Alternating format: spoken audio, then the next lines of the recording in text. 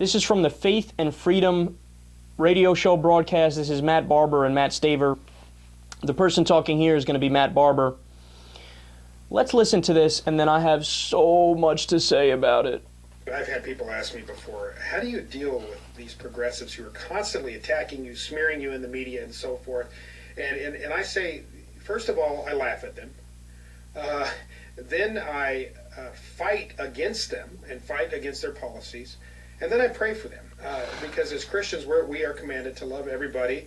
And progressives, I think, they're just fooled. They're just embracing a worldview that is not rooted in reality. It's, as I mentioned before, it's pseudo-utopian. And without the wisdom of the ages, without an understanding that there is a sovereign God who created each and every one of us and has written on our hearts his natural law and the truths that aren't up for a vote. Words like marriage that cannot be redefined. Marriage is what it is. But if you embrace a worldview that says no, we can, this Orwellian newspeak where we can just say something is different and redefine a word to mean something that it clearly doesn't, that's progressivism. It's out of touch with reality. And it's a pseudo-utopian mindset that they believe that mankind has the ability to create a utopia through progressive policies. We saw how that worked out in Stalinist Russia. We saw how that worked out in Nazi Germany, in Mao's China, and elsewhere around the world. There's so much to say about that. Let's start from the top.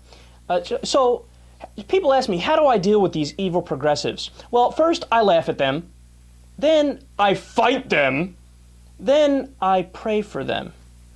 God, I love that he doesn't realize that that's completely contradictory. And we can all see right through you. It's like when rappers go, big ups to all my haters. I love my haters. No, you don't, Dippity. You want everybody to love you just like every other public figure. And then progressives are embracing a worldview that's not based in reality. And in the very next sentence, there's a sovereign God that has written on our hearts the natural truths. How ironic can you get? You're going to talk about not embracing reality, and in the very next sentence, bring up God writing about truths on your heart? Look, why is religion referred to as your faith? Because the very definition of faith is the purposeful suspension of critical thinking. In other words, the opposite of fact and reality. But he seamlessly flips the truth on its head. As he is not embracing reality, he goes, oh, look at these progressives not embracing reality. And then he jumps right to, you can't redefine marriage, man.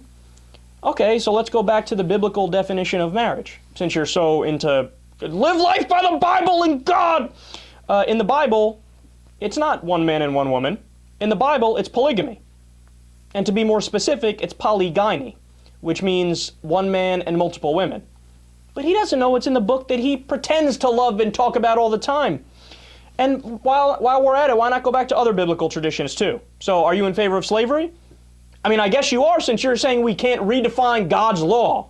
Well, slavery is God's law. So should we go back to that?